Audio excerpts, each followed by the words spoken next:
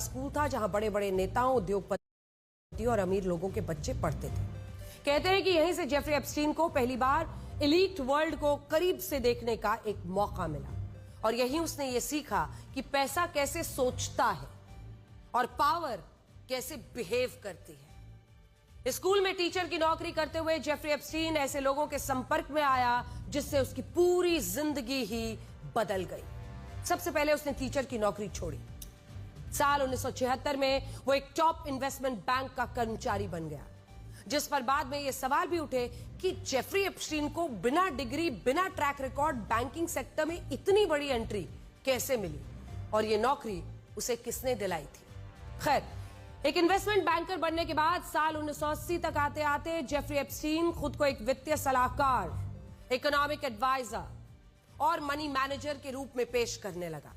लेकिन उसका काम आम सलाहकार जैसा नहीं था और उसके क्लाइंट्स आम लोग नहीं थे, पब्लिक नहीं थे। वो ऐसी कंपनियों, उद्योगपतियों के लिए काम करता था जिनका कहीं भी कोई खास विवरण मौजूद ही नहीं था। साल 1990 में एक बड़ा मोड़ तब आया जब जेफरी एप्स्टीन वित्तीय सलाहकार से धीरे धीरे एक ऐसा व्यक्ति बन गया जो अमीर लोगों को दूसरे अमीर लोगों से मिलवाता था, यानी नेटवर्किंग। वो शब्द जो हाई सोसाइटी में बड़ा इस्तेमाल होता है। शक्तिशाली, प्रभावशाली लोगों के लिए प्राइवेट पार्टीज का इंतजाम करता था और आरोप है कि इन पार्टीज में नाबालिग लड़कियां बुलाई जाती थी और अमीर लोगों से यह पूछा जाता था कि वो कैसे और कहां समय बिताना पसंद करेंगे। सुनने में यह बात कितनी घिनौनी लगती है, हकीकत में यह उससे भी डरावनी थी। साल 1998 में जेफरी एप्स्टीन ने एक द्वीप खरीदा, एक आइलैंड ही खरीद लिया जो कैरिबियन सी में 75 एकड़ में फैला था और इस द्वीप का नाम था लिटिल सेंट जेम्स आइलैंड।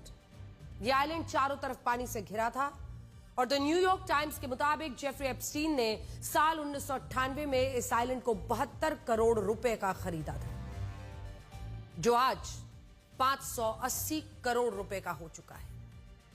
इस आइलैंड को आज पूरी दुनिया एप्स्टीन आइलैंड भी कहती है, जहां कई guest house, 2 swimming pool, helipad, कई सारे सिक्योरिटी चेक पॉइंट्स हैं। जानते हैं जेफरी एप्स्टीन यहां क्या करता था? जेफरी एप्स्टीन यहां मसाज के नाम पर 14 से 17 साल की नाबालिग बच्चियों को बुलाता था और इसीलिए हमने आपको शुरू में ही कहा था कि आज दुनिया का गटर खुला है और उस गटर से दुर्गंध देने वाली ऐसी सच्चाइयां आ रही हैं जो सच है बड़े बड़े लोगों की।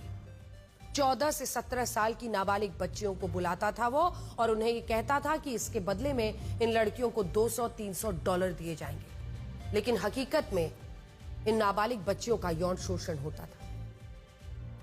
और हमारे पास ऐसी कई तस्वीरें हैं जिनमें जेफरी एप्स्टीन और यहां तक कि ब्रिटेन के प्रिंस एंड्रू माउंटबैटन को इन नाबालिग लड़कियों के साथ आपत्तिजनक स्थिति में देखा गया है। ये तस्वीरें जैसे सच्चाई कोई ऐसे सामने आ जाए कि बिजली ही गिर जाए, कि दुनिया में ये सब कुछ हो रहा था और इतनी आसानी से पैसे के दम पर कुछ लोग खुलेआम ये सब कुछ कर रहे थे। जेफरी एप्स्टीन पर सबसे बड़ा आरोप यह है कि उसने कई बड़े नेताओं, प्रभावशाली लोगों के बीच डील कराने के लिए इन नाबालिग बच्चियों का सहारा लिया, इनका इस्तेमाल किया, इनका यौन शोषण किया गया। और इस सब की शुरुआत अमेरिका के एक मशहूर अरबपति लेस्ली वेक्सनर से हुई।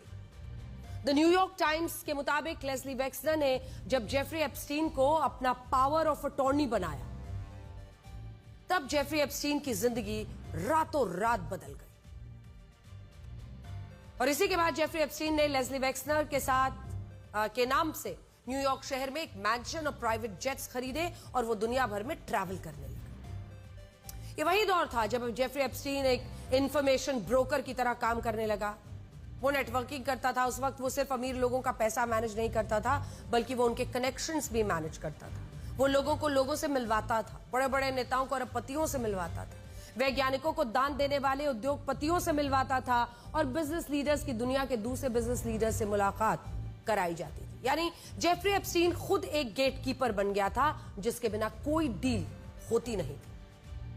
और सबसे बड़ी बात यह है कि इन डील्स के लिए जेफरी एप्स्टीन अपने द्वीप पर पार्टियां कराता था, वहां लड़कियों को बुलाया जाता था और अमेरिका के डिपार्टमेंट ऑफ जस्टिस ने खुद ऐसी तस्वीरें और वीडियोस जारी किए हैं जिनमें राष्ट्रपति ट्रंप से लेकर बिल क्लिंटन, ब्रिटेन के prince Andrew Mountbatten, Michael Jackson, Stephen Hawking, Jeffrey Epstein की इन पार्टियों में नजर आते हैं। आप भी पहले इन तस्वीरों को देखिए और यह भी समझिए कि जिस जेफरी एप्स्टीन पर नाबालिग लड़कियों के यौन शोषण का आरोप लगा, उसके साथ किन लोगों की तस्वीरें अब तक आ चुकी हैं।